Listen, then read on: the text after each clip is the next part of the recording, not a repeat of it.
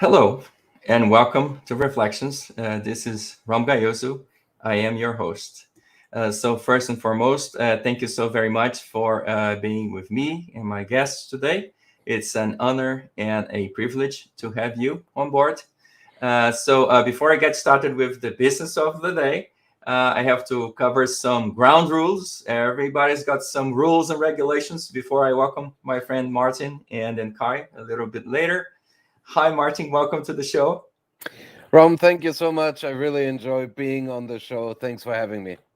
Thanks for being here. So let's cover some ground rules. So important thing is we're going to be using the chat boxes or the chat rooms, depending which service you're looking at. We're going to be using them quite a lot. And because we're broadcasting over a variety of different channels, each and every one of them will have slightly different rules regarding the use of chat. But they can be summarized as follows, just be nice, be polite, be courteous. There is only one golden rule here, which is absolutely no hate speech is allowed. So other than that, it's okay. We can, exchange thoughts and ideas. But again, no hate speech. The chat boxes are open. So please come in, say hi, tell us where you're watching or where you're listening from, because we are also broadcasting via Spotify. So you may be just listening and not watching, or you may be watching and hopefully you are listening and watching. So we have more fun together. So use the chats to exchange thoughts and ideas and make comments. But if you're going to address a question to one of us, to the guests, I have a special favor to ask of you. Please type hashtag ask or hashtag ask in front of a question. Again, because there are at least 3 different broadcast services, I have to go through and check the chat box or chat room in each one of them. And if you have the hashtag ask in front of the question, as I'm scrolling up and down, I can immediately spot, oh, that's a question for Martin, and I can pose the question immediately. Now, there are several different ways for you to submit a question. You can certainly, and you're more than welcome to use the chat box. If you're using the email, you can certainly send me an email at editor@imcimagazine.com. Or if you prefer to use the talk to text function, you can certainly, and you're more than welcome to text me at 001 for the United States for 805448372. Now, privacy rules do apply. So all that I will do is to read your texted question and pose it. I will not be saving your number. You will not be getting any kind of a nonsense promotional items or propaganda from me. You have to opt in order to do that. So it's safe to use the text function as well. So welcoming a bunch of people to the show. So let's get started. And the first order of the business is to go through the agenda. So what we're going to be doing today should be a fun talk. We'll be welcoming to Futurists Kai and Martin. They're going to be with us today. And then if we don't cover all your questions during the course of the show or during the interview proper, at the very end of the show, I have more time set aside for questions and answers. So there's always opportunity for you to ask more questions or offer comments and suggestions. And by the way, at the end of the show, if you have some last minute burning questions, there's more time for you to ask questions. And when we're done, so the services will, in a couple of hours or a couple of hours after we're done, they will save the recording and upload the recording. And then we can continue our conversation over there. So the one I use the most is YouTube. If you go to our YouTube channel, please don't forget to like, subscribe, and check us. Over there, you can continue to leave comments and questions. And as soon as I read them, I will get to them and I will make sure to send them to the guests. And therefore, they will continue to answer comments and questions. And of course, you can find the guests on LinkedIn. The LinkedIn profiles are available.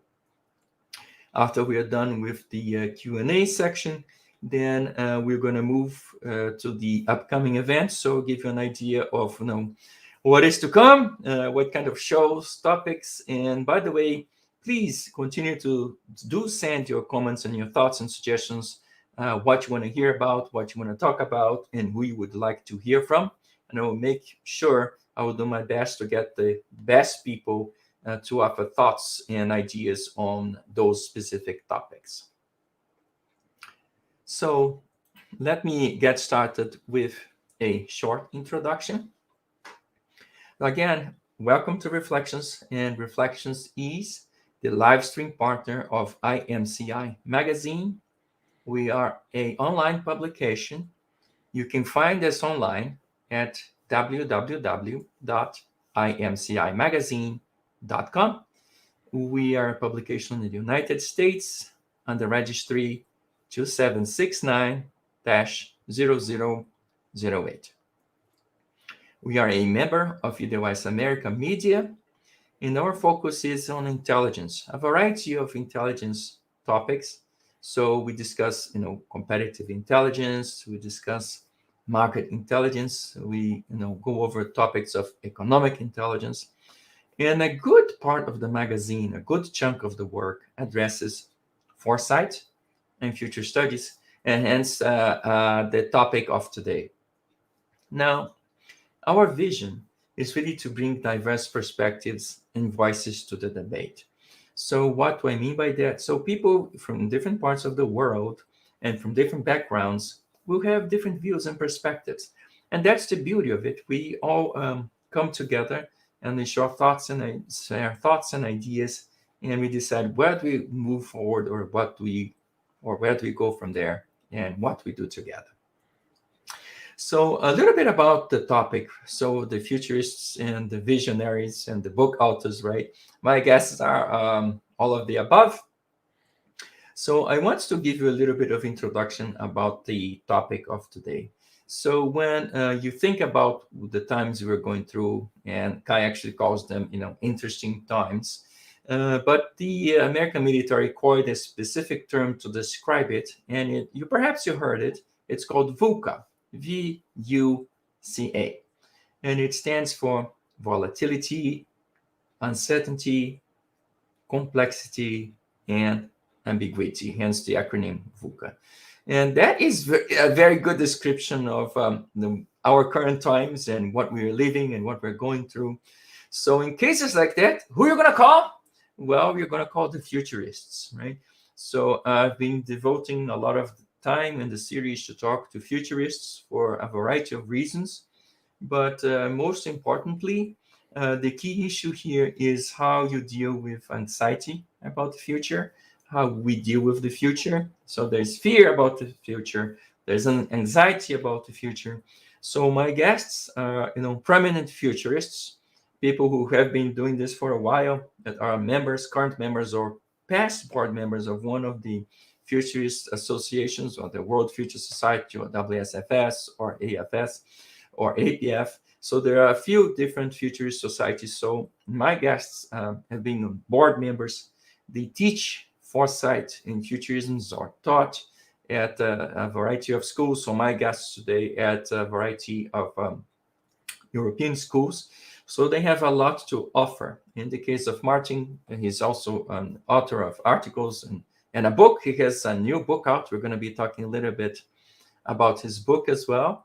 And he writes, or both of them write, for the magazine. This is the picture of the current issue. More wonderful stuff in there. So Zengor from Singapore talking about the fabulation, which is how we imagine the future. We have Alexander Christer from Italy talking about the crossover between military intelligence and competitive intelligence. Again, there are several interesting topics around intelligence and futures and foresight. So having said that, I think this is good enough for in terms of an introduction. And so again, someone is talking. I want to welcome all of our friends who are here. Hello from Phoenix. Thank you very much for joining us. Hello from Mexico. Viva Mexico. Hello from Germany. Thank you. Hello, Dr. Aziastam. Hello, my friend. Good to have you here. Good contingent from Intel. Several of my colleagues are here. Just want to welcome you all to the show. So once more, thank you, Martin, for taking the time to be with us today and share your thoughts and your ideas and your perspectives, your thoughts about the future. And you're a book author. You have a new book out, right? So small data, big disruptions. I will be talking a little bit about your book today. So first of all, I want to again welcome you. I would like you to say a few words about yourself. And I know you've been teaching quite a lot, writing, busy presenting, but you're currently at Business Finland. So do you mind just telling us a little bit about yourself and what kind of work you do at Business Finland? What is this all about? Rom, again, thank you so much for having me. Yeah, I am part of Business Finland. I am actually part of the global foresight team. So we have people all over the globe to extract information, how the world might be changing in the future. And we will use this information at Business Finland to develop a strategy. And the overarching goal of the organization is to help the Finnish economy, startup companies, incumbent companies, to make sense of the future and develop better strategies. Perhaps a little bit about the background, because I think that's relevant in the context of what you mentioned about VUCA and how I ended up at Foresight. I actually started in the world of statistics and quantitative market research. I worked with GfK in Germany, which is now part of Ipsos, on advertising methodology and how to improve it, and worked with a lot of companies on statistical analyses. Then I joined SRI International and spent 2 decades on their campus. And this is where I got exposed to and moved into the world of foresight. I ran a foresight program, global foresight program, for over a decade, but I also participated in dozens of scenario planning projects, opportunity discovery, so everything that is related to a more qualitative approach. So I've seen both worlds. I ended up in the qualitative one, but it is not that the quantitative one is a secret or mystery to me. Great.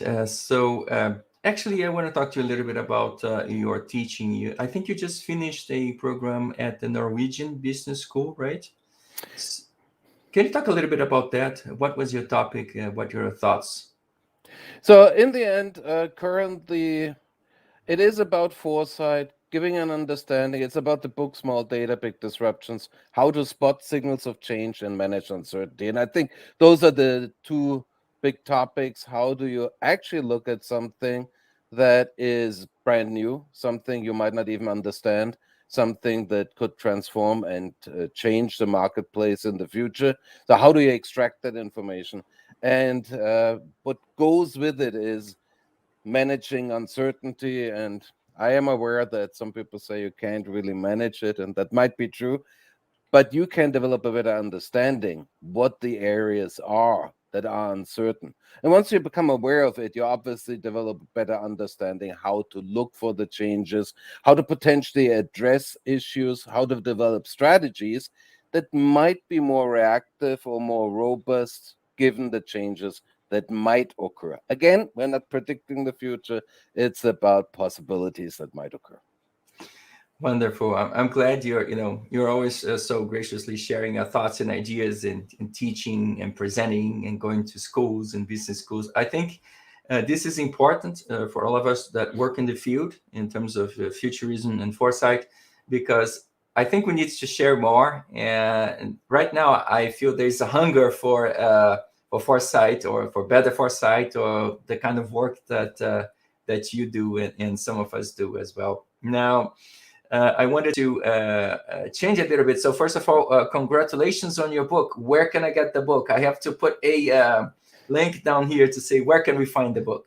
Well, it's obviously Amazon, because you can buy everything on Amazon, but it's also a wide list of other sellers, and also in Europe. So We have it on Audible and other sources. So I will provide you with a list of all the links that lead you to the book. Thank you so much for asking. Yeah.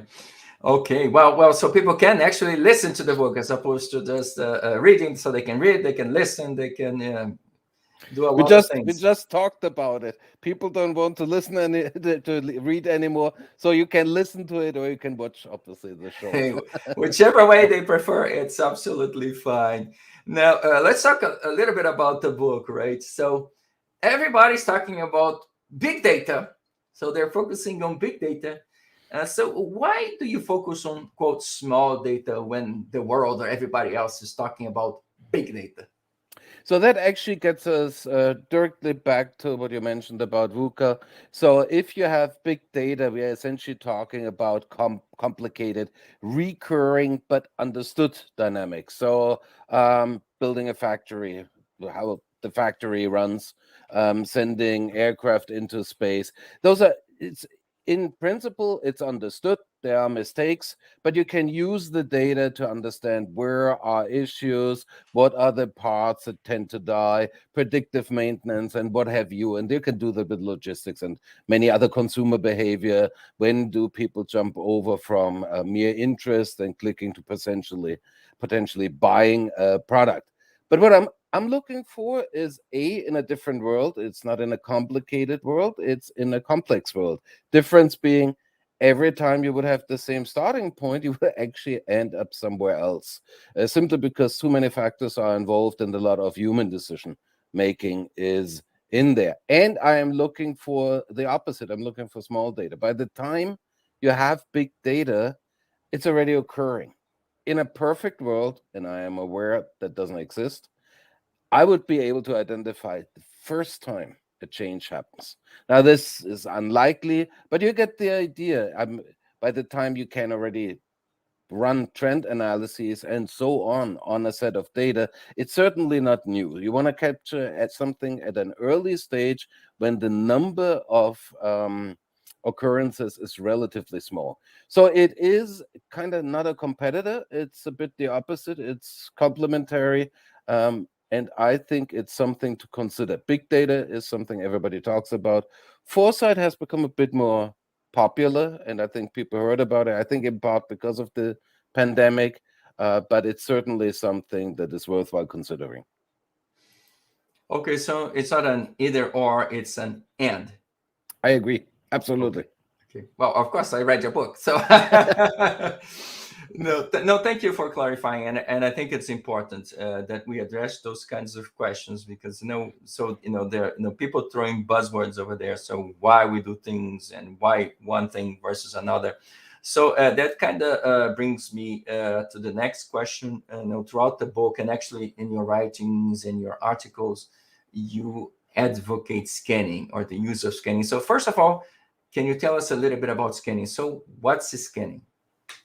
So in a way, and I mean Gibson's quote, "The future is already here. It's just unevenly distributed," is perhaps the starting point. So you already have pockets in the world. Some business people trying a new marketing approach, some consumers developing new behavior, and so on.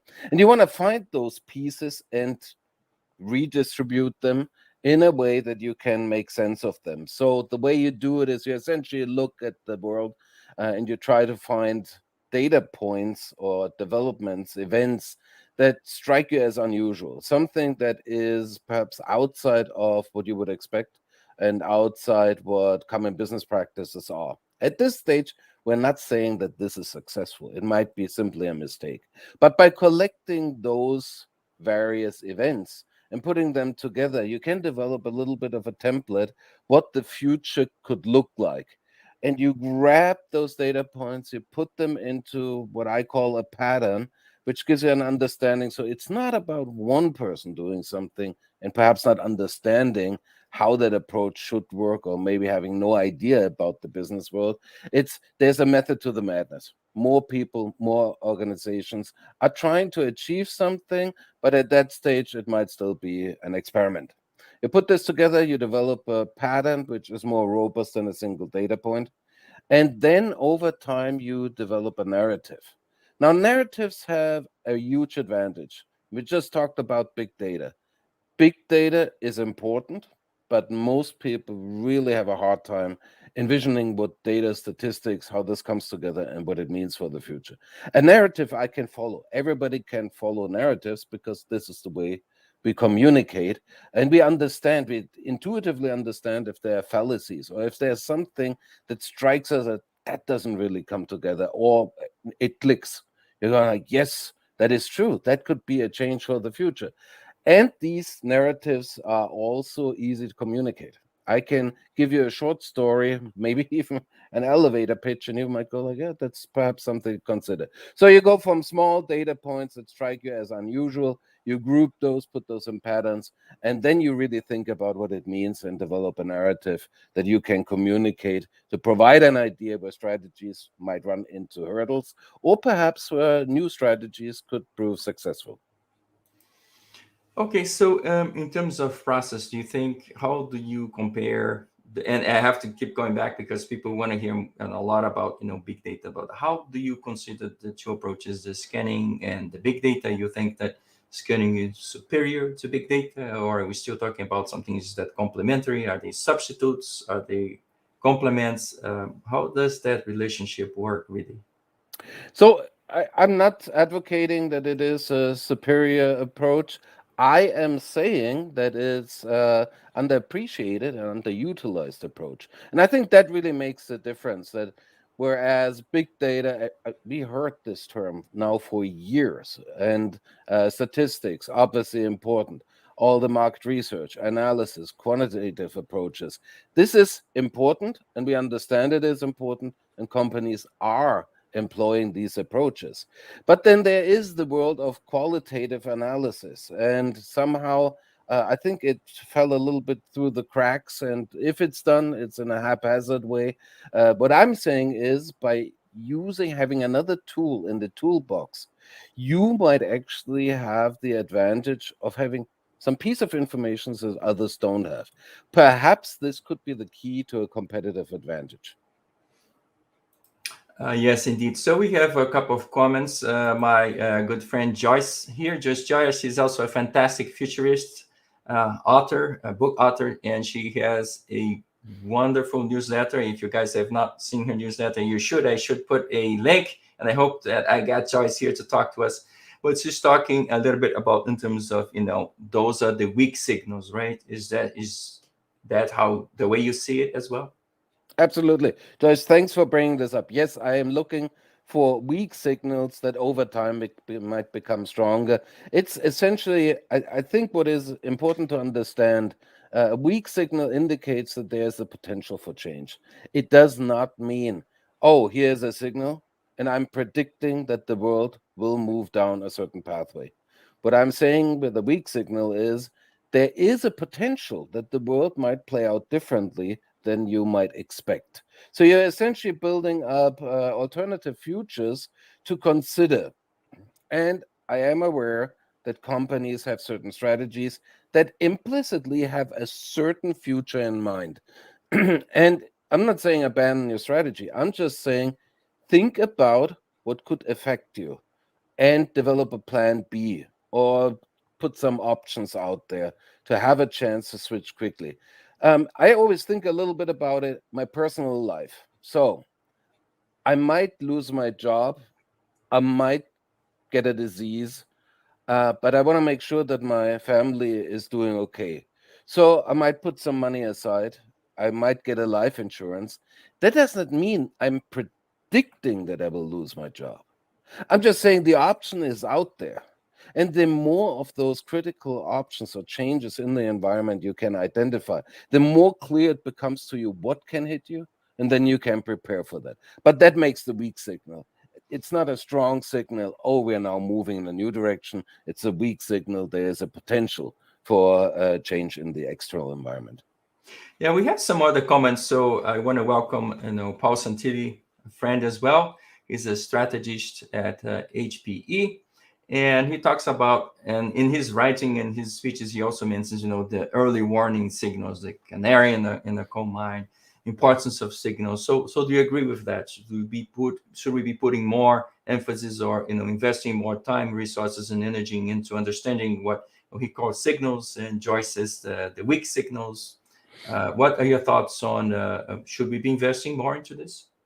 Absolutely. And there is a reason for doing so. And I do understand that there are quarterly reports, and you have to, there is a certain thinking about that short-term thinking um, rules the world.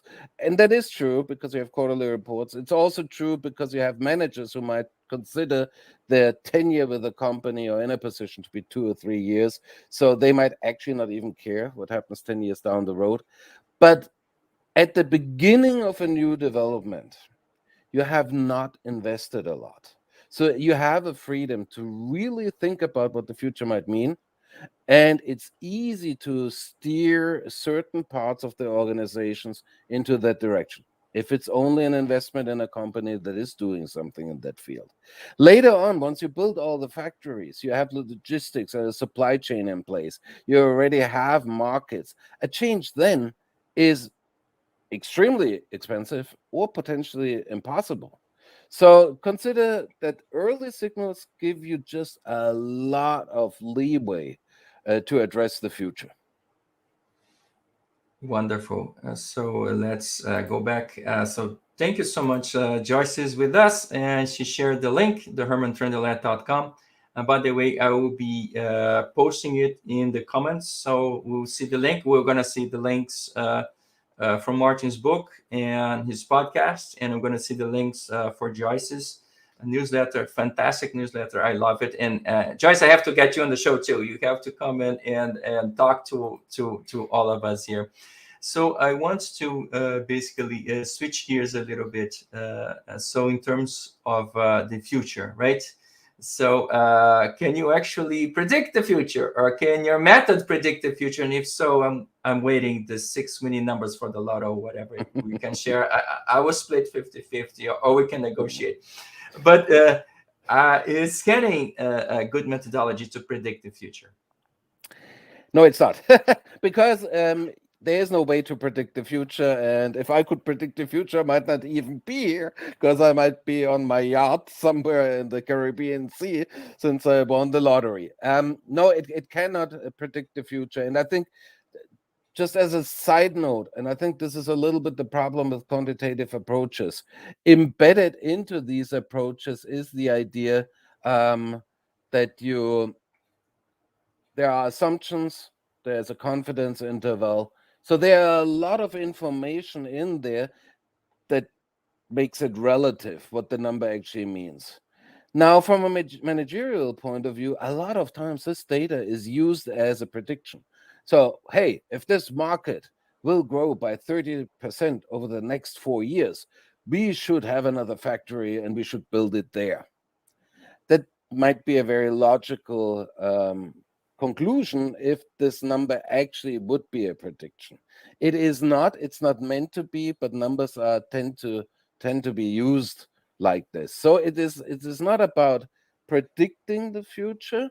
It is about understanding what the future might bring, and then finding ways how you would be able to address it. So if, for instance, you know that there is a certain technology out there that there could directly compete with your products and services, but you know it's not really working correctly, you know it's really fairly expensive, you should at least take into consideration that this might happen. So it would be good to monitor such developments. Now, this is an easy example. A lot of times you know what the technologies are that could be a problem.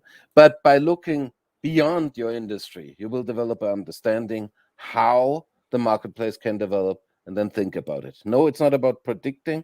It's about sketching the potential possibilities. So actually, Joyce made another comment, and thank you so much for sharing. But actually, there's several war stories, and I've seen that happen time and time again, right? So you do predict, and it's out there, but who cares about that, right? So, and she said in her story, she predicted something that was about to happen, but then the CEO said, "Well, no problem. I won't be around here anyway." So should you still do that if people hit the proverbial ignore button? Or what is your advice?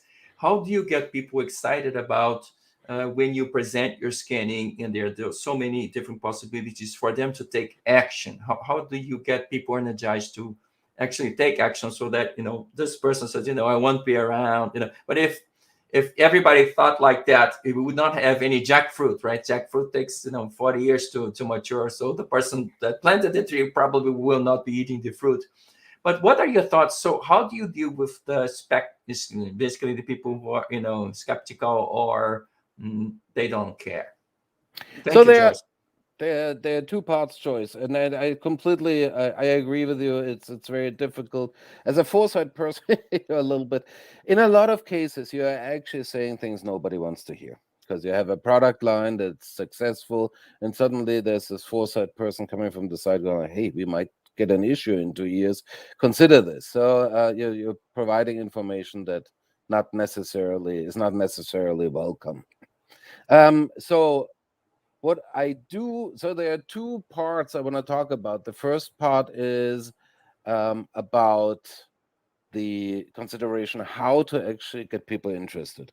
And there are the positive examples, and we know about those companies that are now successful. But surprisingly, it's easier if you talk about the Nokias, Kodaks, and other companies in the world.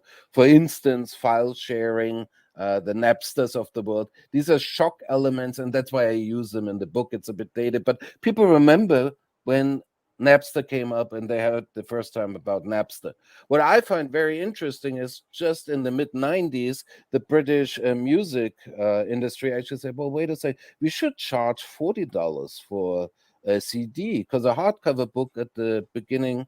When it comes out, first publication is really expensive, then it becomes paperback, and we should use the same system to essentially have a tiered pricing system. And if you really think about it, this was essentially 5 years before the value of music kind of dropped. How much is it worth now? People go on YouTube and consume it for free. The entire model completely changed. So these are kind of shock effects where people understand, oh, this is something that I should have kept in mind. Now, with the part of prediction, and it's again two parts. So one is, do not assume that it's irrational if somebody says, I'm only interested in the next 2 years. Well, if this is for your personal career, it's actually a very rational decision. So you need to put it into the organizational DNA in some way or another. Because as an individual, you might say, I'm leaving my plan is to leave the company in 3 years. I just need something to show for the time. And then there is a part which is interesting about foresight that people love, in my experience, to participate in foresight workshops to become aware. And then they know I'm aware now, but they don't prepare. So in my book, I actually provide a example which is almost terrifying. In 2011, the European Commission commissioned it was a comic book about what would happen if a pandemic would hit. It's called Infected. You can go online, you can download it. It's a comic book, and it's obviously has a science fiction character coming from the future and telling you about a pandemic that hit, and people needed social distancing, and they needed to wear masks, and because of international flight, it spread quickly globally, and in order to address it there had to be a lockdown, and during the lockdown a lot of people had to deal with depression. This sounds extremely familiar. This is kind of what happened over the past 1.5 years, and the idea, the potential for that was available for free online 10 years ago. So you need to move from awareness to preparedness. B, the unfortunately scary part is, who wants to spend a lot of money on something that might happen when you can, for instance, simply build a new bridge? It looks better to cut a ribbon than doing something in the background. So there's a lot of work that needs to be done for foresight to get people to move along the long-term thinking route and then move from awareness to preparedness. Joyce, I'm with you. Uh, that we foresight people have sometimes those moments where we actually said something that happened and nobody really cared. So there's a lot of educational work necessary in that field. Now, I wanted to continue along the same line of thought. So, I think one of the difficulties we have, and you mentioned, well, it's science fiction. So, science fiction has good and bad, right?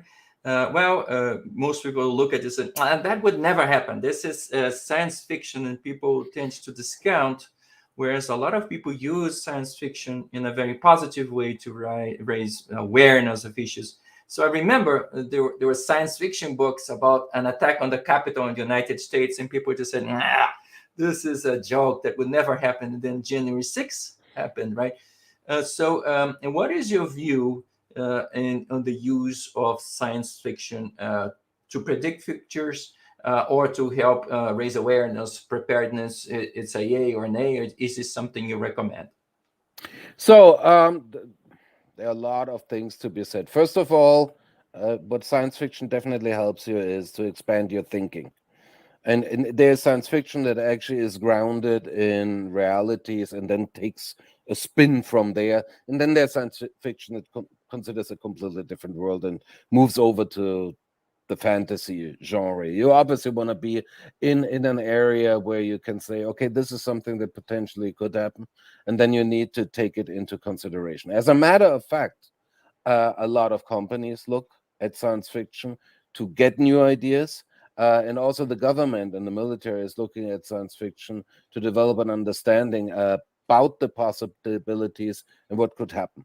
There's even, interestingly, and I'm now digressing a little bit, but there is a school of thought out there that says science fiction can have a surprisingly deterministic effect on the future by presenting a solution that then becomes like a common good, like the tricorder in enterprise. Everybody said, that's this device. That would be great. So it, perhaps we would have a different device and not a handheld smartphone and computer if Kirk wouldn't have shown us that this is a future. There are other ideas too. A lot of the geoengineering obviously comes from that area. But again, this is, I think, more a little bit of a philosophical but interesting aspect. Science fiction definitely can help to prepare your thinking for new possibilities. But if you use it, you should at least try to pad it with some real world examples that you can provide that give me as a decision maker the feeling, okay, maybe we are already moving a little bit in this direction. Just saying, hey, in 40 years this could happen, is the horizon is also too long for most investment cycles. So you want to be careful going too much in the science fiction realm. It is certainly a good way to get new ideas. Wonderful. So I want to, so the people really want to switch back to the topic of uncertainty. So I have Paul. Thank you again for sharing your thoughts. So he is saying a major challenge is how to manage perpetual disruption. So not just disruption, but perpetual, ever happening disruption, right? And so at both the local and the global levels, right? And sketching the potential possibilities for the future. Do you have any thoughts or advice to share on that? Managing perpetual disruptions. Well, that management, or that first the foresight, the understanding what the future might bring, has to become second nature, because then the perpetual becomes more of a ongoing development. It's just what happens in the marketplace. And from a different perspective, you also have to think about how you actually manage those uncertainties and those disruptions, or whatever you want to call the transformations. There's one way, and this is the way a lot of companies and even a lot of individuals manage the world. It's like, something happens today. It's not good. I need to manage it. I need to put out the fire. The problem is if you get in this constant putting out fires mode, you actually are completely distracted from preventing the next fire. So there is a chance in a perfect world again. You will never avoid that one or two fires will flare up and you will have to take care of them.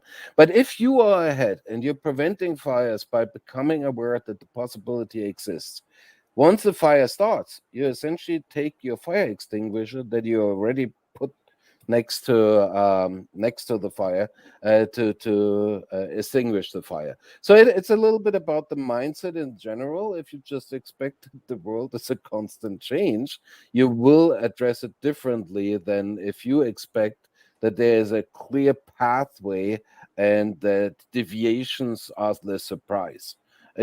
I would almost say if you have a sketched out pathway and you can stay on that one, that should be the surprise. It's likely that something will happen that you at least have to adjust, potentially completely abandon your strategy. So it's a very crucial question. How do you manage it if there's constant change going on?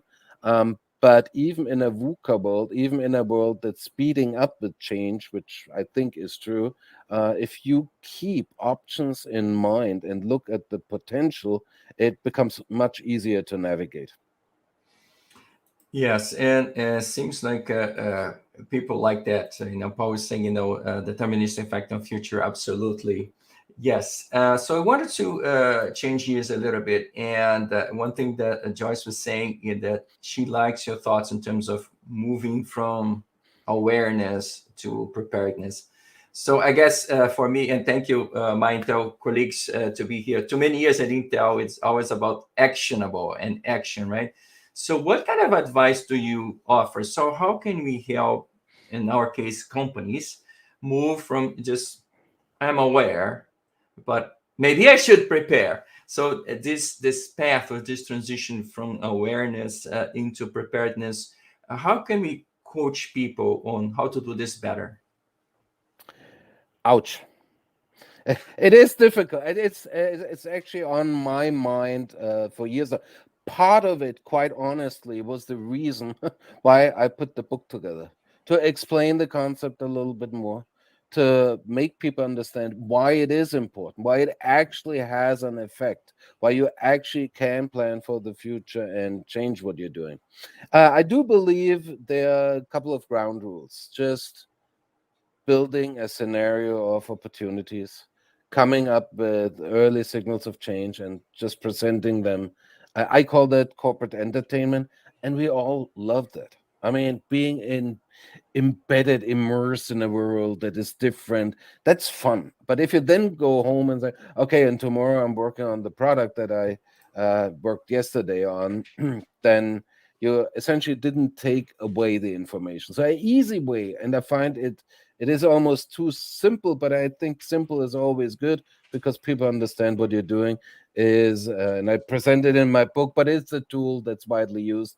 Impact uncertainty chart or impact uh, the time frame chart, where you say, well, hold on. So this would be something that actually has a high impact on my operations, and this has a low impact. You should be careful with what is low impact because it's easy to say, well, that doesn't affect me. But nevertheless, so you take out the low impact, focus on the high impact, and you will find there are some things that are already going on, and perhaps you already kind of missed the boat a little bit. So here would be the clear, hey, we need to come up with a plan. Let's meet next week, discuss what kind of options we have, how we could address the issue.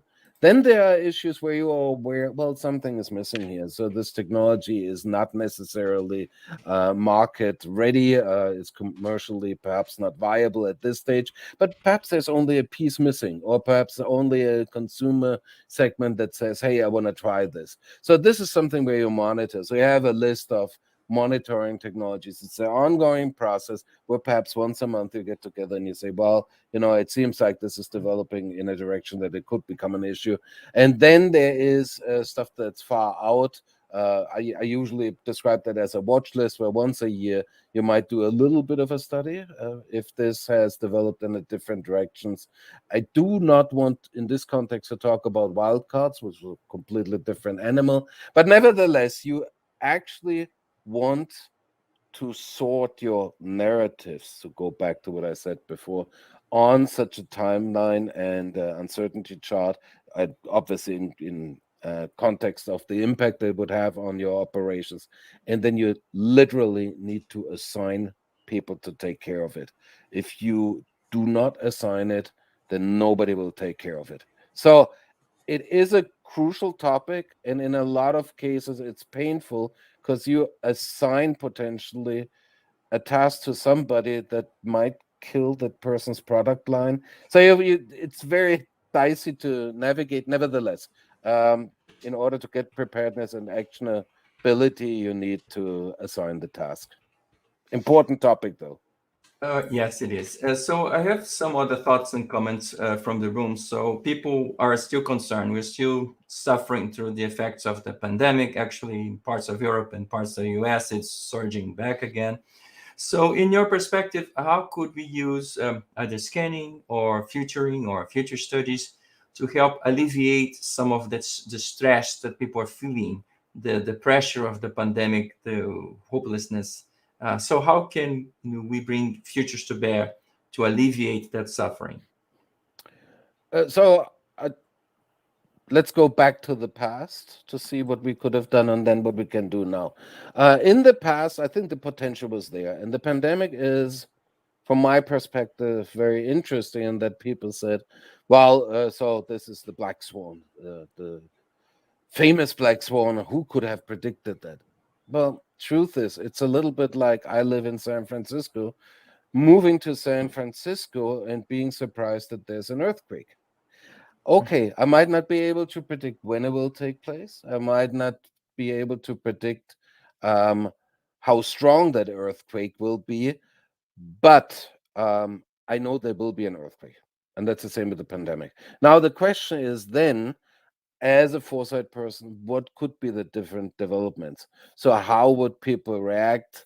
What are the impacts that could occur? For instance, perhaps it should have been clear that there is a stress on the supply chains and so on, and on travel and on business operations. Likely, it should have been clear that remote work and online conferencing becomes more common. But then there are other parts where you really perhaps didn't know which direction it would go. Robotic applications, for instance, would they take off, or would people be scared if robots run around and measure your temperature? So, from where we are now, the important thing is to really look at the next steps forward. So, what could happen in the future? And let's make this really simple, just simplified approach. We could go back to the way everything was, or we could actually redesign supply chains in a completely decentralized way, and we could have a completely different look at how the urban environments will be designed. So, for instance, the September 11 attacks had obviously a geopolitical effect, but it also changed the way we designed airports, but also urban environments in general. We took the possibility of a terror attack into consideration. Similarly, we could look at what the pandemic taught us and redesign those environments if there's the willingness and the money. But you see where this is going now. If I'm an architect, if I'm into urban design, if in a construction company, if I am a technology company, you obviously want to look at those areas that might change as a direct result. But you should keep in mind that perhaps in 5 years we just go back to business as usual.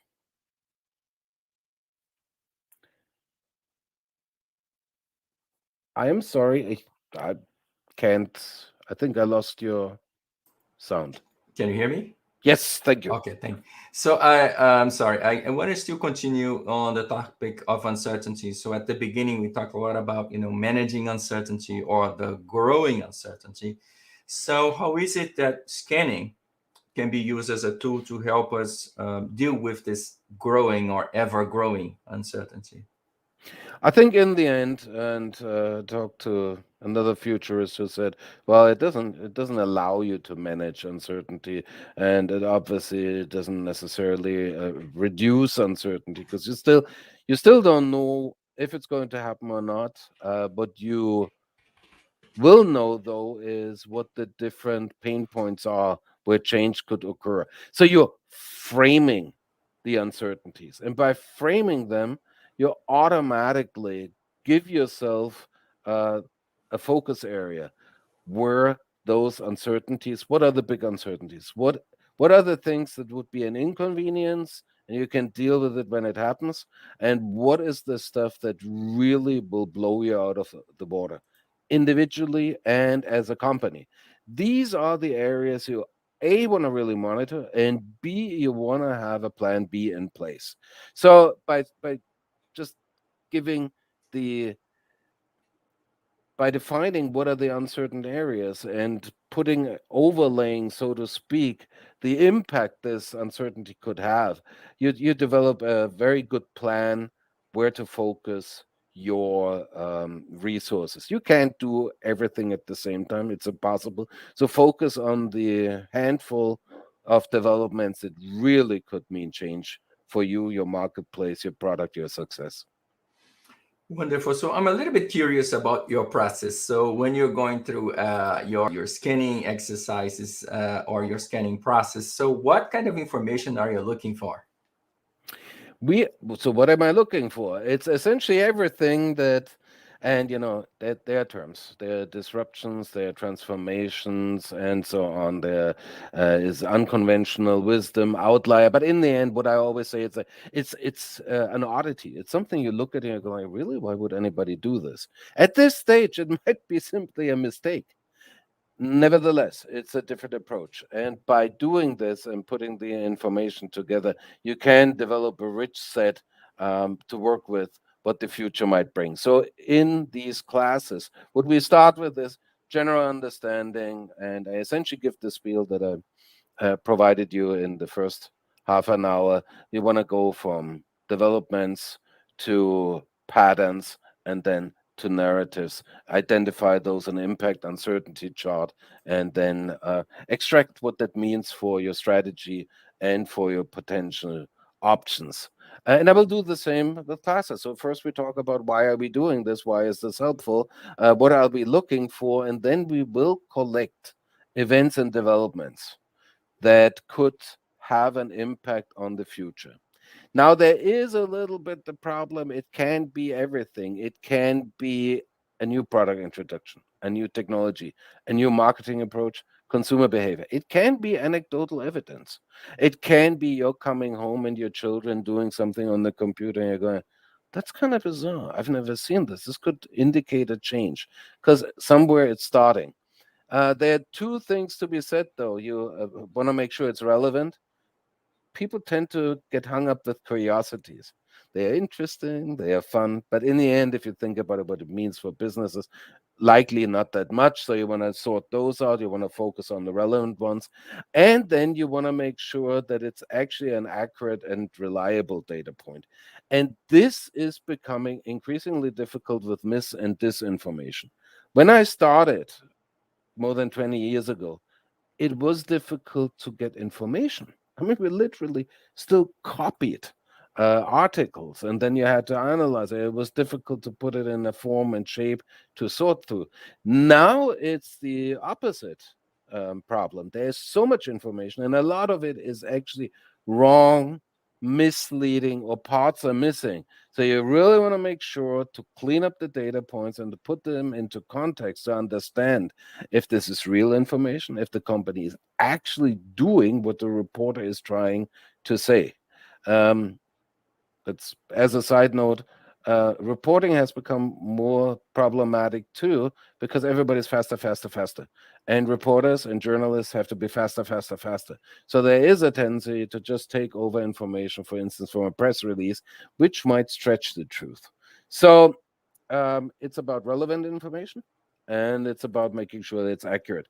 Otherwise, every source is fair game. Understand. Okay, so I'm a business, and let's say I really want to start on your approach, scanning. I want to conduct a scanning exercise or a scanning initiative.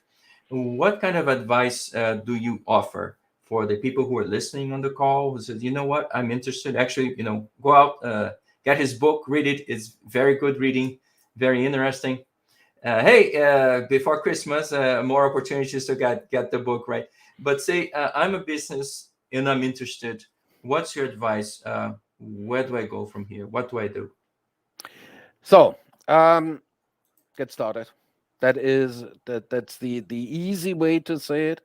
Now, businesses, and that is perhaps the problem.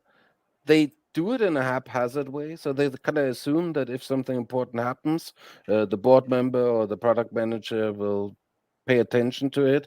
Or you might even think, well, I'm not doing it, but somebody in this organization likely will do it. And that's usually not the case. So get started, make it clear who's in charge, where these foresight function will actually be located. Is it a part of market research? Is it more the strategic part? And then ensure, and this is crucial, what are the pathways of communication so that you get the insights that the foresight team will provide you with to the right person who can actually use it. If you forget about the communication channels, you will have a group of great and initially motivated people in a room coming up with good insights that never reach the audience to make the strategic decision. Get started, take it from there, see what mistakes you're making, and then improve upon it. I certainly will. Now I have a ton more questions. I unfortunately don't have more time. So you have to promise me you're going to come back because I have several people I love asking. this. They want to know more about the metaverse, and you wrote about the metaverse quite extensively. So, I hope you can come here, come to the show again, and we have another conversation. So again, thank you so very much. About 20% of the audience is actually in Germany. So thank you so much. Dankeschön für Ihre That's where I'm Rede. from. Sehr schlau. Thank you so very much. Rom, So, thanks so yeah. much, and thanks so much to all the listeners. Vielen Dank fürs Zuhören, hat super Spaß gemacht. Thank you so very much one more time. So I'm going to transition again, and I'm going to welcome Kai Goerlich. Hi, Kai, and welcome to the show. Hello. Oh, good to have my you here. picture is not. Yes. Let me work on the light here. Okay. Well, you still have hair. I don't. So you can work. You can work on your hairdo. I can't work on my hairdo anymore. Or my wife just shaves my head. It's okay. It's part of the drama. So again, welcome and thank you for being here. So again, you're one of the top futurists, perhaps the top in Germany, one of the top in the world. You've been a past chief futurist at SAP, one of the largest companies in the world.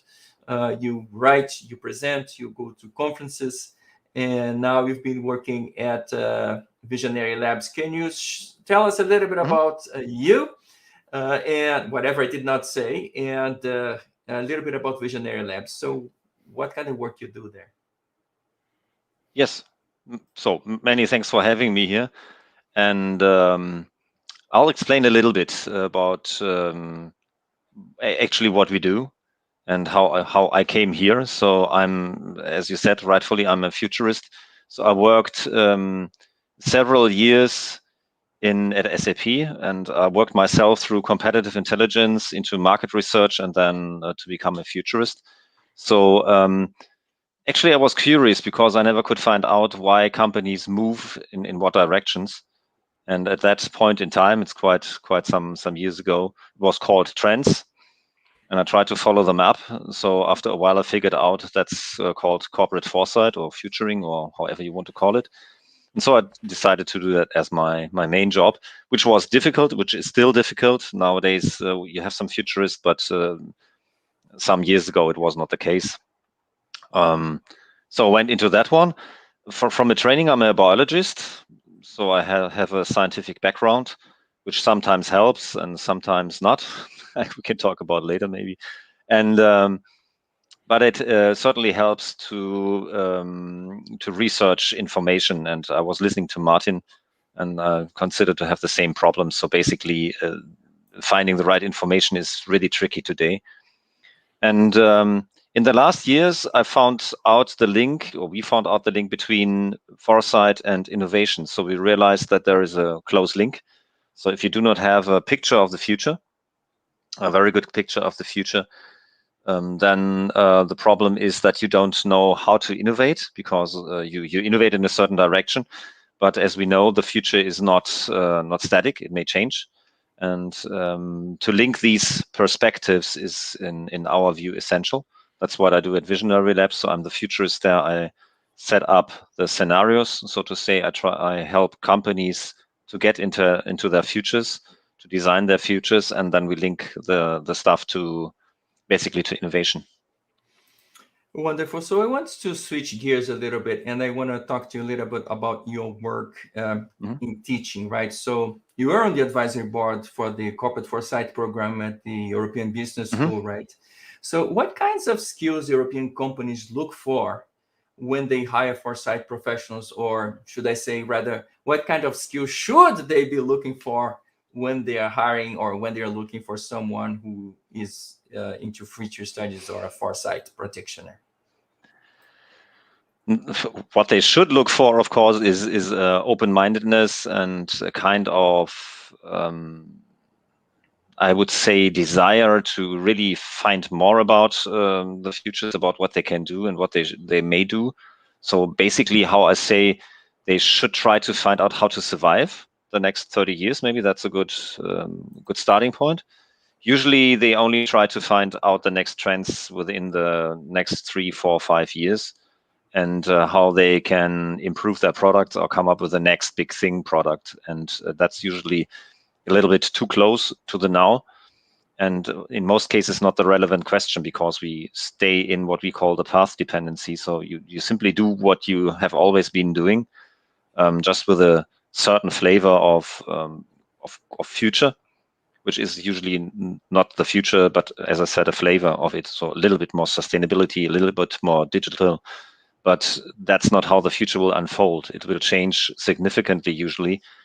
And it's when the times are not interesting, then it's easy to predict the future. If times get interesting, like we have now, then it's not so easy. So then you figure out, oops, I have to think a little bit more.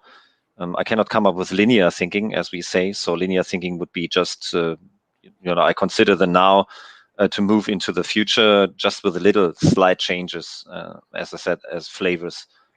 And that's not going to be the future. So companies should really look for professional help in open thinking, I would say, in not falling into the trap of following the already thought patterns, the stuff that can be read easily out there, that this is their future or that even is the future. Because in most cases, the stuff that you read there is a certain idea of a future with a certain assumption behind it that you're usually not aware of, or that's usually not open, and in some cases even heavily influenced by politics or by some other ideas.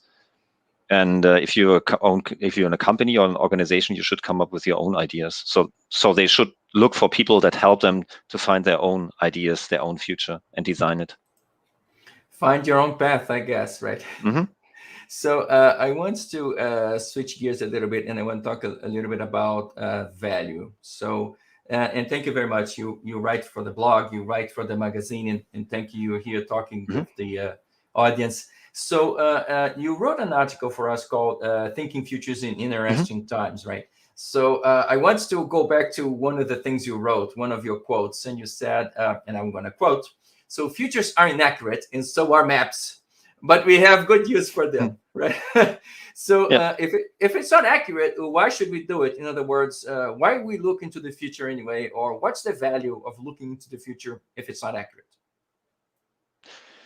Yes, that's one of the tricky questions that you get usually from people who are very focused, who are very driven with efficiency and productivity. So they think, why should I think ahead? I mean, basically, you don't know how the future will unfold. So why should I look into it? if you look into the history of war, which then you and follow the strategist, they usually say the worst thing that can happen is that I'm getting surprised. And this is actually, I think, one of the tricks, not to be totally surprised by things unfolding in a direction you have never thought before. So we don't know how the future will unfold. We have no idea if this will become the future or if there will be another direction. But at least we thought several futures and we are prepared to move into that direction. And while we are walking into that future, you will actually find out if this future is interesting or that, or if how you can steer around. And I think not to be prepared means that you simply are dependent on the assumptions of other people, which may work, of course. But I think the downside of not thinking ahead is that you will never be able to create your own future, to design it. And this is, I think, what most companies miss. They basically make business. They are in a certain in a certain industry, in a certain supply chain, but they gave up to design their own company or to design their own future, to change something. They're just waiting that something happens or somebody tells them to do so. And if you think as a person being, it's like you're waiting for a coach to tell you move this direction or that direction. Good coaching doesn't work that way. That's why it feels weird sometimes. We don't like it.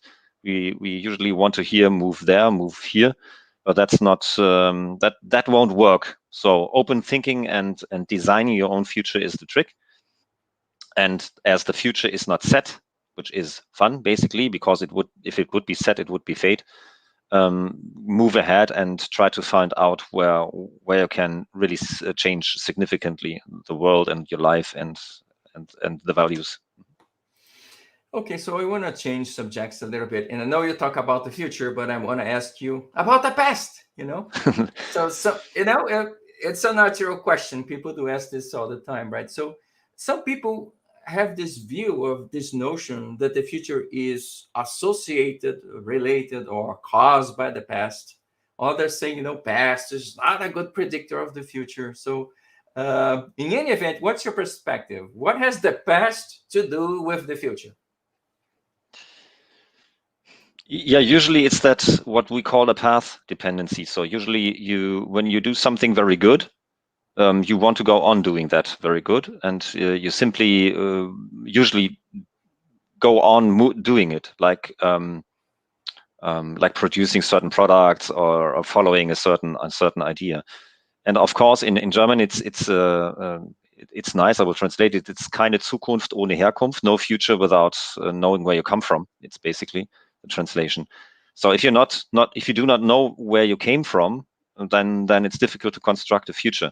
It's simply that the aiming of the future arrow is not very correct. You have to know how the systems in the past work to find out how the future pathways may work, because it's not completely independent. Sometimes we construct something completely new, of course. So the internet was something that was completely new, but usually it's not. Usually you have certain elements coming from the past that you should be aware of. Like if you look back, like politics, for over that politics moves through the centuries, even into economics. And if you're aware of it, then you can at least know what's going on. So the past has an influence on the future, of course. So you should know a little bit about it, but we should be aware that we still can change it. So it's always we don't have to completely to rely on it or completely to be held back by the past. We can, of course, change it. Wonderful. So we always press for this question, right, about the value or the ROI. And since so many of my Intel colleagues or my former colleagues are on the call, there's always this pressure about the ROI. So in practical terms, some companies invest a lot of money into foresight. Others invest less. Others invest a lot less. Others don't invest at all. The real question is, those organizations that actually do have a clear future sight, right? Mm-hmm. Are they more successful than others? I think so. I think so. I hope so, but maybe they're not. I think it's a certain risk calculation that you have to do. So if you're in a very predictable industry, then for a while you maybe don't have to do any good research. The problem is that we usually, when we talk about ROI, we usually measure the ROI on the product we already have. So you think, okay, I know my product, I know how it will extend into the future, what I will do as next. So basically, what we call the incremental innovation, then the product development. And if you then skip this process, so you jump into the future, then the calculation gets tricky because you don't know how much you have to invest to really come up with a product that looks completely different or to open up new markets. And then this ROI calculation doesn't work that way as it works for a product that you already know. The problem is that's only valid if the whole overall situation is linear. So if everything moves into the direction, like if let's give an example, like what we have now in the automotive industry with moving from motors built on fossil fuels to electric vehicles. And this is not linear. So you have to then calculate differently. So the risk of missing it is sometimes bigger than the investments you have to take. So it's always a kind of risk calculation. And in order to do it, you have to have an idea of how the future may look like. So you have to think, is there actually a future with electric vehicles only? And if so, I somehow have to move into it. So your ROI considerations are then not that important because it's more than a matter of life and death. And sometimes we miss these points, and sometimes we miss these ideas, even if they are not as big or as blunt as I laid out. Mm-hmm. So I do have a comment from Dr. Azia Islam from Palo Alto Networks. She really likes the fact that you say, where you come from, but she's saying, wow, especially in politics and in economics. So I think you made it in all pastel shades or all shades of grays, right? So what do you mean by knowing where you come from? Yes. First of all, I think, as I said, it's about, I like the concept of the path dependency. It's this concept from sociology and biology. So it basically means that we usually move, if you have a construction model like in biology, so you have 4 legs, then it's really difficult to develop yourself into 2 legs or 6 legs. You usually will move into the future and try to make it work with 4 legs. And we do the same for organizations. So if we have a certain pattern, certain things that we do very good, then we move along. And you can see for some of the successful companies that they do differently. So you can check out what Amazon did or what Netflix did. So they jumped from a certain point of what they did into something new. Like Netflix decided, oh, we do not stream anymore, just to stream anymore. We produce now films. You could say, okay, that's more or less the same business, but most companies wouldn't go that far. And Amazon basically did the same several times. So they realized that although they know where they come from, where their strength is, like streaming, they have to add something, and they move outside their clear path dependency, and that's okay. If you stay in your path dependency, it's okay as long as the supply chain is still working. But if that supply chain, and that's just what we observe now, is getting a little bit tricky or not so stable anymore, then you have to find out what you do. And in order to do so, you have to know your strength. So be aware of where you come from, what you know, what you are good at, and try to work yourself into the future. I wanted to go back to your thought about the ROI. So there's always, especially here in the US, there's a lot of pressure. So the immediacy, right? I have to, produce results within the quarter. And in Foresight, we're thinking about the long run survival of the firm, right? So in many aspects, do you agree with the comment or do you not agree? So when we focus too much on the ROI, maybe we cut our legs short, or instead of investing, we should to make that spanking great product or the thing that will get people excited. Wow, the ROI is not there, but we don't think of it in terms of the strategic value of what that product or that idea will add to the portfolio. So what are your thoughts? Should we look beyond ROI?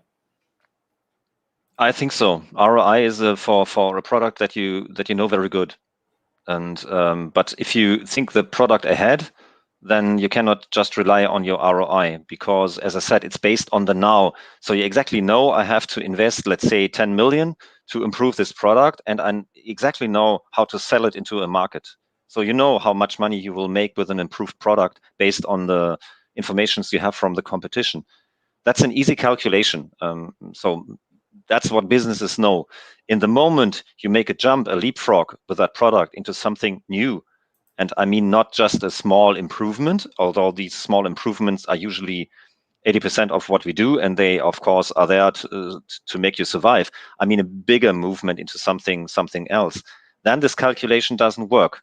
So the risk of it's just a different lens. So you can think of most of your standard products, ROI will work as long as you are in a standard market. If the market moves in another direction, then this doesn't work anymore, because if somebody else, if a competition makes this leapfrog, then you're out of the business and you cannot hold up.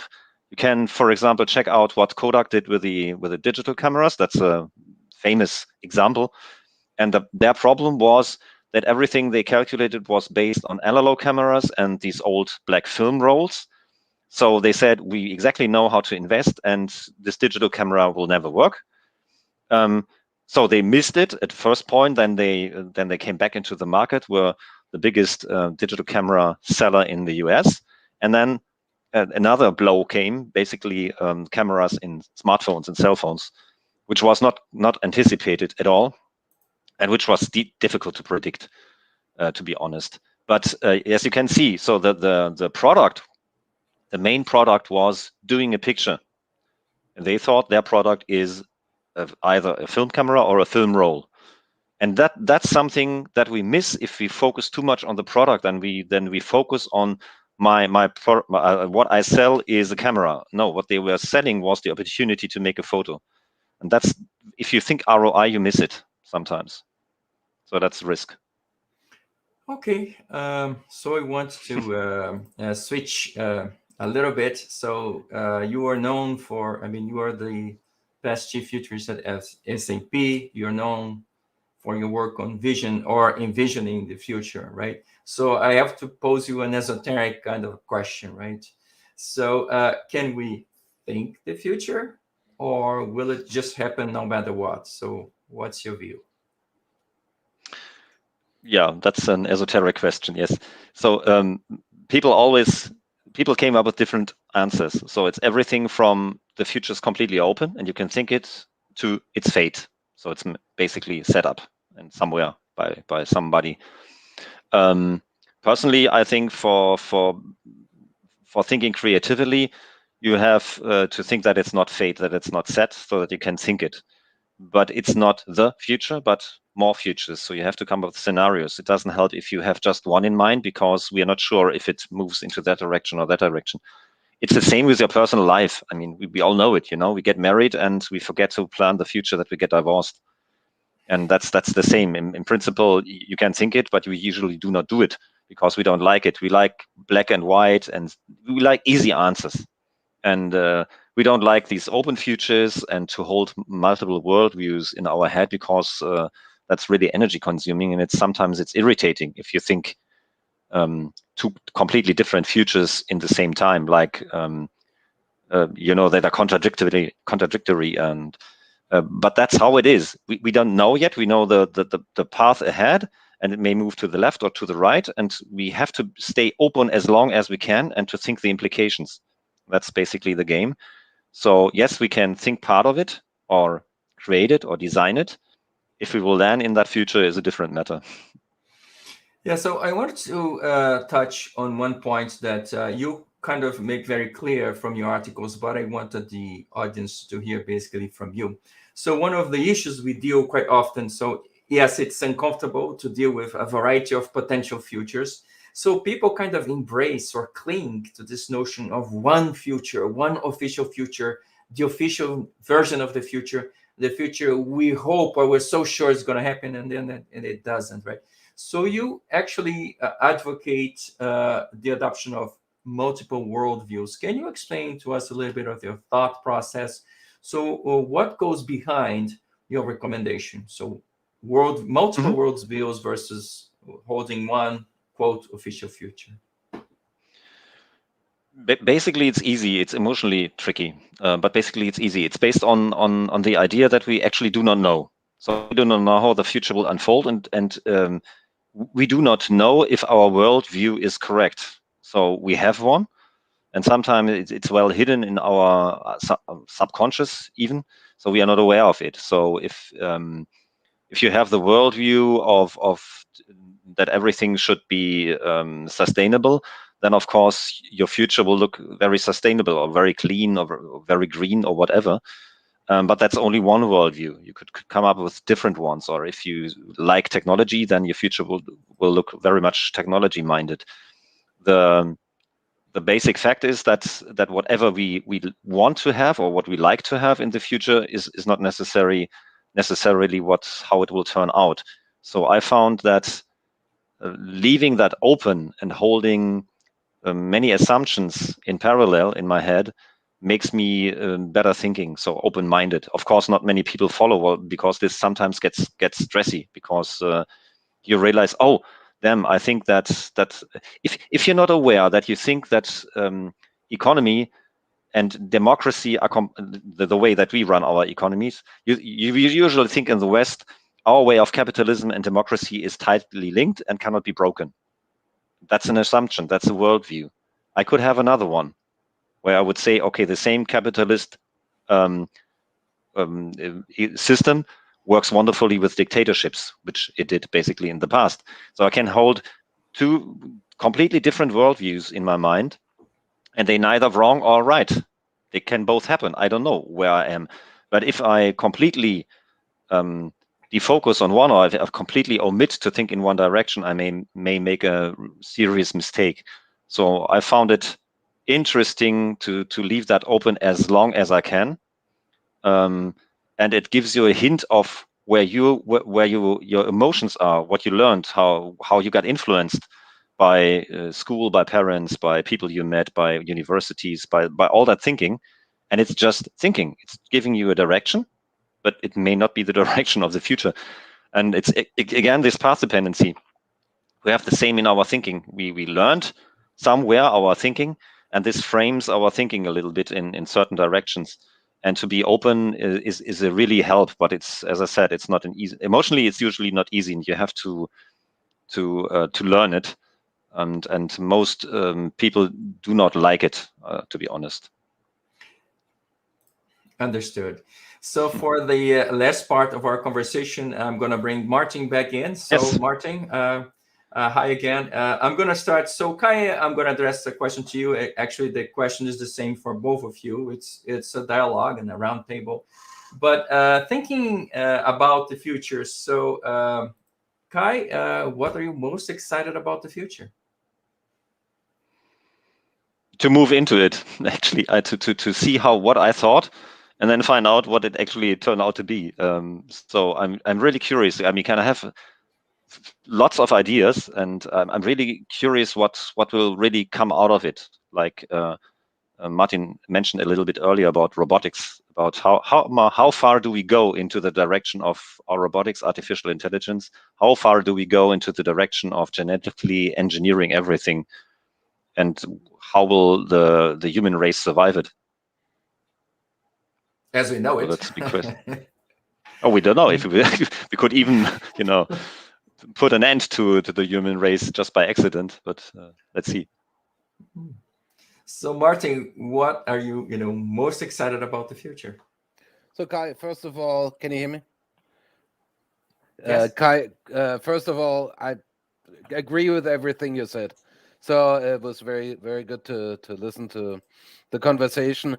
What I'm looking for, and that goes back to what you mentioned about the scenarios and keeping in mind, is essentially the parts that don't have a it will happen or will not happen, but a complete change if of the environment. So the metaverse would be one, and I think it's not a will it happen or won't, but to what degree, who will be the players, how does it come together, does AR, VR, how does it play together, what is the societal effect, what are the political ramifications, and so on.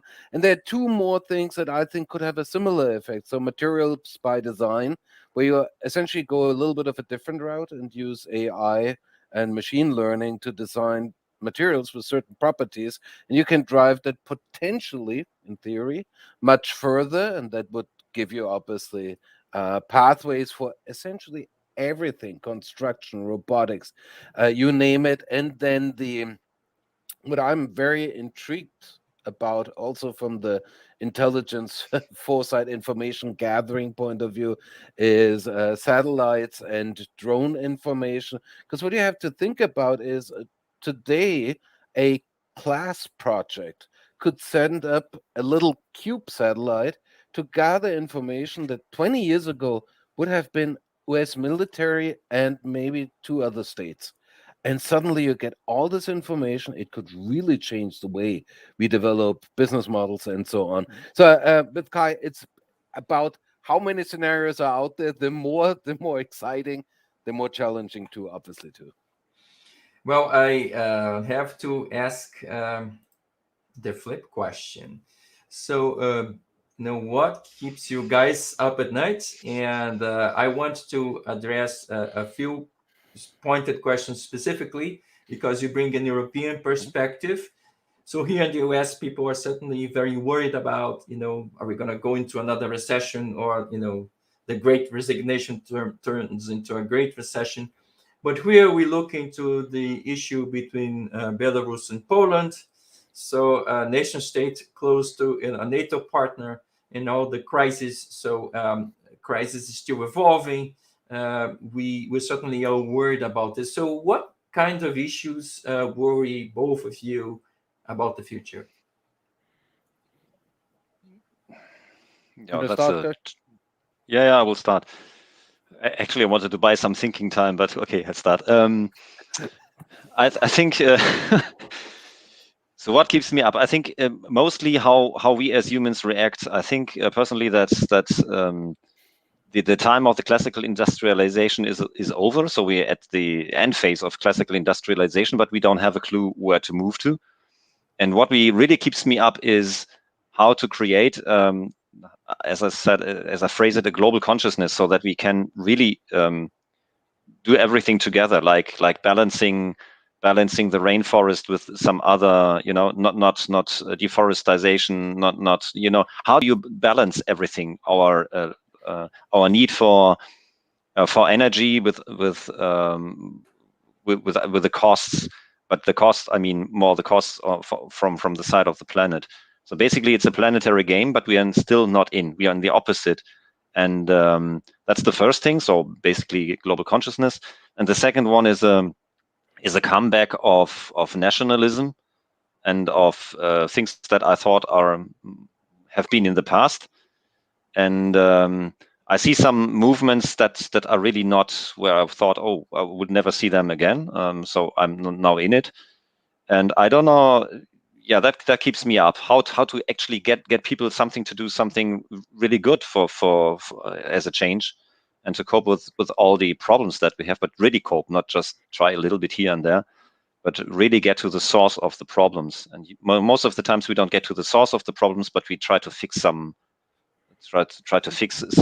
things, like as you mentioned, like some immigration problems, but the sources are different than the people that try to come over here. Or maybe a German specific kind of question. So Angela Merkel was very well known for her Ostpolitik, right? So always looking east and finding ways to manage all of that. And now we have a transition into a new government. So you think, from your perspective, will the new government pay the same kind of attention, or will it be focusing elsewhere? I don't predict too many changes, to be honest. Okay. That's the problem. That's the problem, because I think we have to change a lot, because we missed some of the things. I don't see Germany as prepared to get into the future as 20 years ago. We lost our edge on technology. We lost our edge on innovation, on simply building things like airports or whatever. We lost on efficiency. We are not as curious and free thinking as we have been. And from a politics standpoint, I think we are not engaged in world politics. We don't have a plan. It looks like we don't have a good plan, and that makes me a little bit uneasy. So again, specifically about Germany. So Germany was well known for Energiewende, right? So at that time, Germany said we will not use nuclear energy anymore, and people said, well, the cost of energy, I think, in Germany was higher than anybody else in Europe, but at the same token, they invested a lot into solar, into wind. So in foresight, looking backwards, do you think that was good investment, or you feel that was a waste of money? No, I think the investment was okay. Just what we made out of it is not okay. I think it's rushing into it and then giving the wrong incentives doesn't work. And at the very end, we were not calculating open-minded or it's if you look now into it, it's that solar and wind energy is not used as much as it could, and it wouldn't be enough for what we need in energy. We would have needed a plan B, like to come up with additional green ways of energy, and we never invested in it. And but I mean, if you look into it, it's a classical problem. I mean, we used more CO2 in the last 10 years, so our hunger for energy actually rose, and that's the problem. So we are not calculating it open-minded. If you look into it, then we maybe would find some other solutions. But for now, it's more like, oh, we have to save. But actually, it's the opposite. We are using more and more energy. So obviously, it doesn't work. That's the path dependency. So we set up a path and we follow it, although it doesn't work like it was thought in the past. So actually, good comment, Dr. Aslam, saying, thank you very much. Fascinating discussion, variety of examples touching both company-specific and personal lives. So lots of food for thought. Kai, are you gonna be writing another book soon, or should I be watching for another book? What are you writing? Yeah, actually, I was thinking about writing a book about divination, because that's what we all do, and how to deal with it. Maybe I will do it. No, the next I'm writing now smaller articles on the future of journalism and media. That's one of things, because I think it's crucial. Martin, you mentioned that gathering information is getting very tricky, and one of the problems is that if you read the national press here in Germany, if you read what they write about Russia and the US, and you read then Russian press or American press, you figure out very fast that it's not comparable.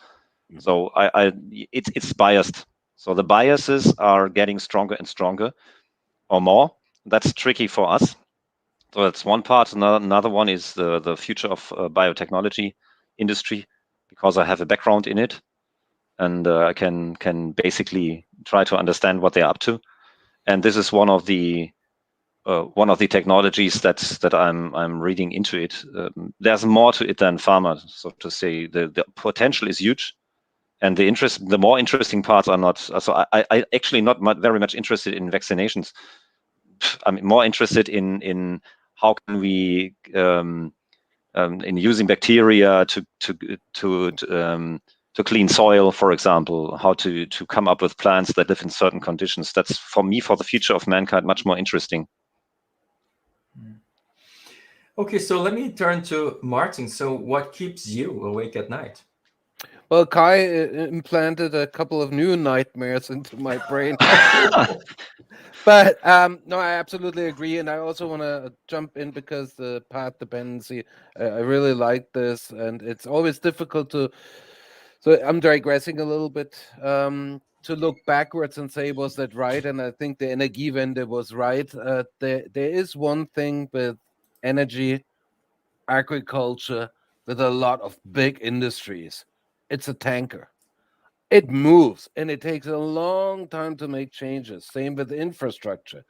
Internet was easier, so to speak, although it took decades, because there was nothing else there. If you want to redesign the street roads and what have you, you first need to get rid of the old infrastructure. So that becomes a really challenging endeavor. I also would agree with biotechnology that actually is a little bit related to the materials by design in a living way. The potential for use cases massive.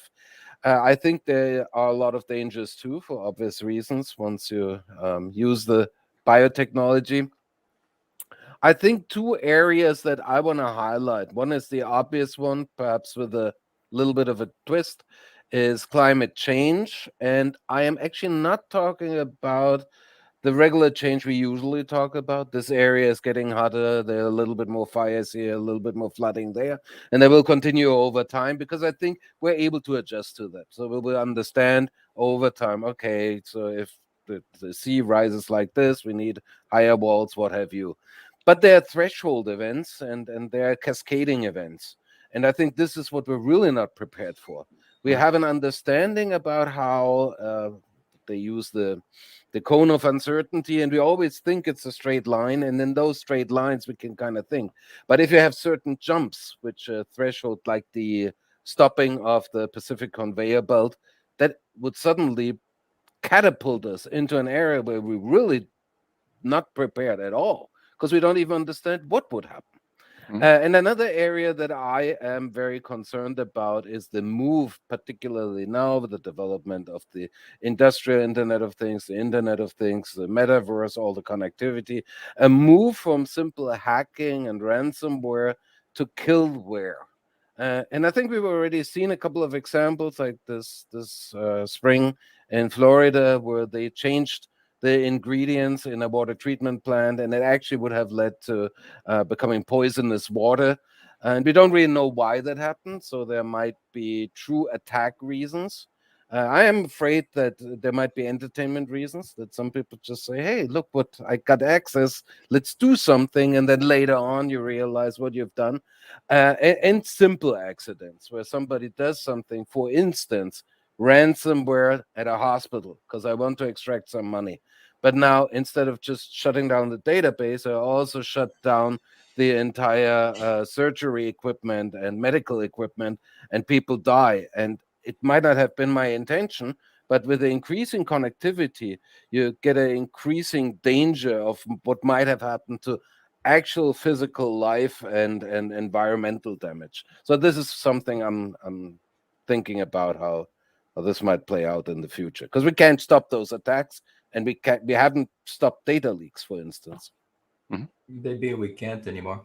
So I want to ask you both another kind of very German specific kind of question.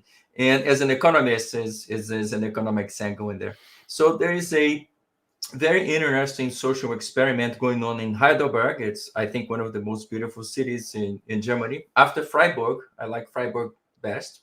Oh, I guess someone's going to say Nuremberg. Nuremberg is better, and someone's going to say, well, Würzburg is nicer. but Heidelberg. So Heidelberg is in the control of the Greens, the Green Party, and now they ban completely cars out of the entire city center, right? And then there's a big debate in Germany specifically about that. So on one hand, you are giving back the city to people, right?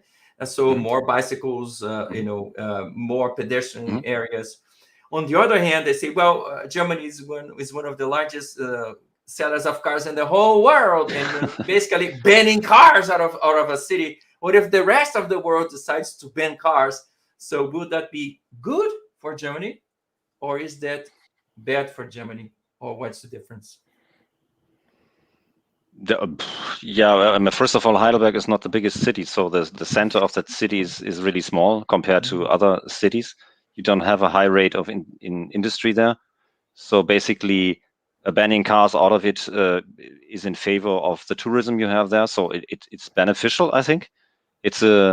I think in principle, it's a good idea as long as you can balance the needs for mobility, and you can balance it out if you offer if you give certain offers. So more free roaming electrical vehicles where you could hop on and off, for example, without this burden of always buying a ticket and knowing where the line is going. We could have done it earlier, I think, and this is one of the if you think of cities different, then it for sure will work out. It has a certain appeal to it. It feels like getting back the real feeling of a middle-aged city, which has a lot of charm. And I like the experiment. As I said, it's Frankfurt tried to close some streets as well. It never worked because they're so dependent on mobility, on people moving in, that it won't work. But maybe in some cities it works. We don't have to, we Germans are on that side we're a little bit silly. We try to apply the same rule for everything usually. So if you stay away from it, if you think, okay, this works for Heidelberg and maybe it works for Würzburg, I don't think it will work for Nuremberg, for example, but it could work for Freiburg as well. It should work for Stuttgart because Stuttgart is completely clogged with traffic. But if you look into it, it might be we might learn from it. Usually, the learnings of that experiment are more interesting than the experiment per se. And I like especially that we a little bit forgot to experiment, have fun experimenting, and then going on with the results and learn from it. It's that's something we have to relearn, I think, overall, not only in Germany. So how about you, Martin? What do you think about the social experiment? You have a perspective there? So I think this is super interesting because it comes back to the ROI discussion. So changing the urban environments, it might have this effect that as a car manufacturer you're scared because it might reduce the needs for individual transportation. And I think, again, this is the short-term ROI. What is the alternative? And the alternative could be a complete collapse and actually a complete loss of any value that car manufacturers can bring to the mobility concept, because there are a lot of, as Kai mentioned, like individual small hop on and off cars and electric cars, or completely different new underground systems. We can think about a lot. Urban environments change in multiple ways, and there are a lot of experiments. So in France, they're shutting down or reducing the major thoroughfares. You have the 20-minute neighborhoods, where essentially the idea is everything you have is inside 20 minutes, either with public transportation and some others think that you can walk it. So it's essentially kind of having a lot of small centers. Think about it, the importance for the centers historically is this is where you pack all the supermarkets and Kaufhäuser, or the department stores, and everybody goes there with the car, loads the stuff in, and drives out. And we have changed it a little bit with like pedestrian zones, but in general, that's still the concept. Well, with all the online situation, the online e-commerce, you not only have the opportunity to change what is at the center, it essentially becomes a need to rethink what the center will be. Well, perhaps the center now is a big park and areas that you would not have thought about that it's worthwhile to have that at the center. Well, per definition, if that happens, the entire mobility around it changes. So I'm completely with Kai with the experiments, and what works for Heidelberg might not work for Nuremberg or for New York. San Francisco has a lot of parklets, so what the parking areas were are now extensions of the restaurants, which happened because of the pandemic. But people seem to like it. It's less driving, less parking, but instead another opportunity to have a coffee with a friend. I think a lot is going on, and I think the pandemic, in a way, that's one of the few positive developments that the pandemic gave us, that we're rethinking how we live in an urban environment and interact. Yeah, especially we lost all the excuses of what we cannot change. Exactly. Suddenly, a lot of things work. Now, I do have a different kind of question from the audience. So, the COP conference in Glasgow, right? So, especially here, the discussion has become very politicized, right? So, whether you believe depends on which political party you affiliate or subscribe to. But as futurists, there's a lot of concern from the audience that all that they're doing in Glasgow is blowing hot air. They really don't mean it. Probably President Clinton here said the same things, and Helmut Schmidt said the same things like 30, 40, 50 years ago. And they're just talking, but there's no action. So what can we, as people who work in foresight and futurism, do or do differently to raise that kind of awareness so that, we have a more productive, more objective discussions, should I say? What do you guys think? Yeah, you're right. The discussion is completely overheated, and whatever you do, and if you try to be in an open discourse, it's getting very tricky these days. If you take the big topics of today, how to treat the pandemic, how to come up with more sustainable living, mobility concepts, whatever. It's usually black and white, and we gave up on discourse. We don't discuss really anymore. So it's more an opinion-based society. So I have an opinion, and I don't mind what kind of opinion you have. You have the wrong one if you do not choose my opinion. And that's, of course, very tricky. That's dangerous. I think very, very dangerous. We see that not only in the political system of the states. We saw that with the Brexit. We see it in Germany here as well in the political discussions. And even if I say so, you can try to discuss it with some people, they would oppose it. So it's considered to be an opinion as well. But I think what we can learn is to go beyond, to really say, okay, think in a scenario, think in different scenarios. Think that everything around sustainability is a political camouflage and they don't want to move because they don't have an idea how to develop the system to something better. It's just greenwashing. Just take this scenario and take another one. They make it. They take it serious. They want really to change something, and then just look what happens. I mean, I remember very well a Club of Rome, the end of growth, 1970s, I think so. What have we done in between the last 20 years around sustainability? I understand if some people say, well, they're flying in, they're talking, not much happens. Yes, on the big level, we don't do enough because that's my theory. We don't have an idea of how to get out of that economical system that creates the problem. And it's not just the US, it's China, it's everybody. And so the thinking should be, this is the problem. Where is the real problem? It's not of having no ideas of improving sustainability. That's not true. We know what to do. We know how to come up with a better agriculture. That's easy. We just don't get there because there are some path dependencies. So if we get open and we really discuss the path dependency, for example, in Germany, agriculture is an export factor. They export a lot of food, processed food. So it's not what you think agriculture is. And if you're really open and you say, oh, this is reality, this is how we make money, this is how the system runs, then you can decide how to change it. But this means really to be open, to really confront yourself with the reality. And we know that in many, many cases, as Martin rightfully pointed out, finding the reality is not that easy anymore. So what do you think, Martin? What can we do different as foresight practitioners, as futurists, to raise awareness? Yeah, well, actually, pick up a couple of the arguments that Kai had. So first of all, I think it's positive that we're talking about it.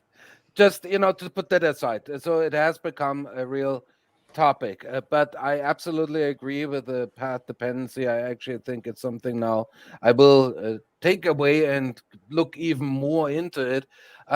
It's as simple as that. If you want to really become sustainable as a politician, you will step on too many toes. It will be left and right. Agriculture, I mean, some people said agriculture is essentially the transformation of fossil energy into food. So mobility, what have you, coal industry, all the, heavy industries. and so on. So I think what can we do as a foresight practitioner? There's one thing that the media is doing, and I think it's kind of helpful to a certain degree. It's to give us nightmare scenarios. That's usually something to, Yeah. okay, perhaps there is a wall somewhere. The problem is too, then we end up with extreme reactions, and this is what Kai said. In the past, I have a feeling when I grew up, it was more like we would have a discussion, and I would throw out some stuff in the expectation that Kai would say, whoa, wait, take this aspect. And I would leave in the evening and say, that was enriching. I actually now have a little bit more building blocks that I can put in my argument. And it has become more this, no, wait, I have an opinion, your opinion is wrong. So back and forth. Therefore, the nightmare scenario has an embedded danger that I'm just going like, you know what? Climate change is not happening. This is not because of coal. And that's my opinion, and I shut it down. So I think what a foresight practitioner also has to do is to provide us with scenarios that actually show that there can be a very positive growth scenario if we want to stick to growth. And I think a lot of people want to stick to it. I'm not convinced that's the way to go, but perhaps it needs, for PR reasons, you need to bring that in to sketch pathways to a future where we can say, okay, so this is the nightmare we want to avoid, but look, there's actually that there's some green meadows and ways to have a future for all the different industries. If, for instance, perhaps the car manufacturing industry moves from individual more to public, or group transportation, and agriculture changes to more sustainable approaches. So the positive aspect, bringing that in and showing some scenarios that could give us an idea how to approach the future. Well, I really don't know how to thank you both for taking so much time of your busy schedules to be here and to talk. I actually have 19 other questions that I received. That is unfair for me to throw you explain the metaverse in just 2 minutes or less.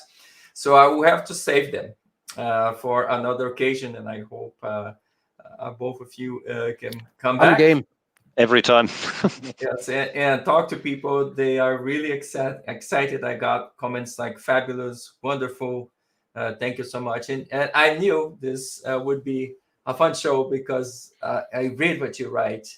I think you add a lot of value. I mean, it's you guys are in the category of visionaries. You actually, a step above. You're still dealing with processes and things, but you can help people envision way out of situations or help people see and bring hope to the debate. Often we feel a sense of hopelessness, or we fall into hopelessness, and you are the brave who charge the windmill, like we should say, and bring us. No, there's a tomorrow, and there's a day after that, and there's other things to think about. So again, thank you so very much for your being here with me and the audience. Danke schön vielmals oder danke vielmals für Ihre Rede.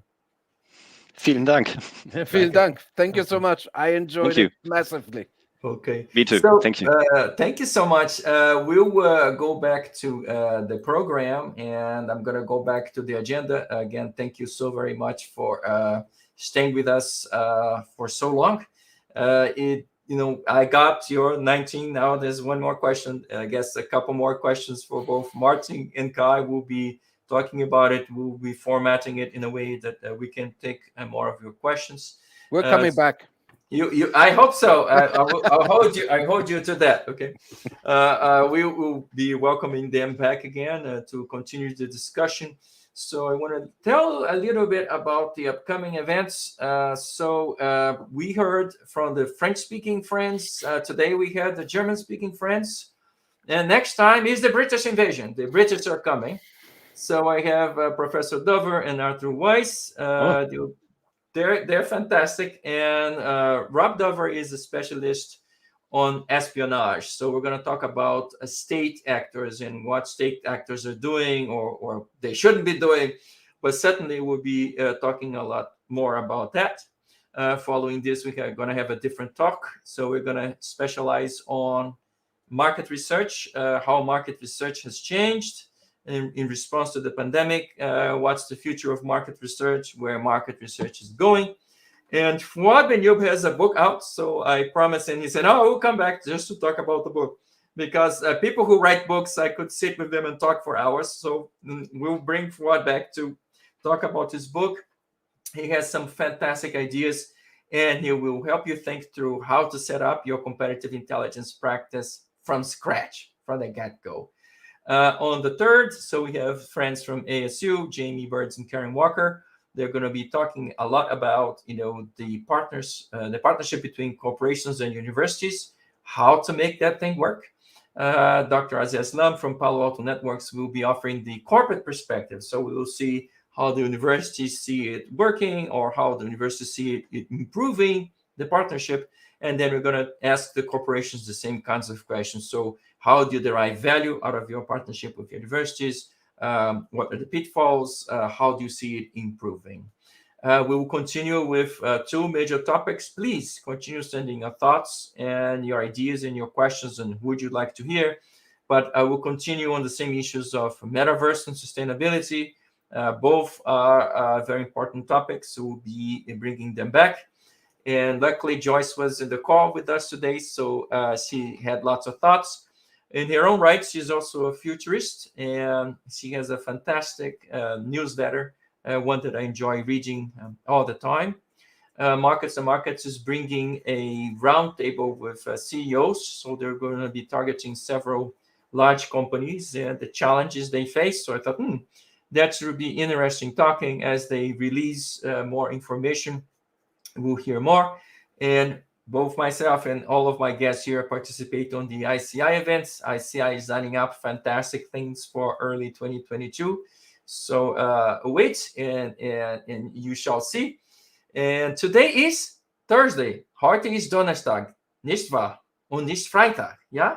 So we promised we would have a show on Thursday because people said, "Oh no, you are conflicting with our issues on the Friday evening." I said, "No problem. We will come up with a show that is specific, that is compliant with Friday evening or Friday after sundown." We got lots of people saying how wonderful and how fabulous those 2 guys are. Michael said, "Thank you so much for your time and insights." Thank you so much. Lots of people are very thankful. I really and sincerely hope that you guys can come back and talk to us sometime soon.